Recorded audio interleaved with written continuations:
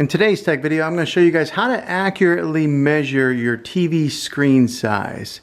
Now sometimes this can be confusing because people want to measure maybe from side to side or up and down. I don't know why you would want to measure that way.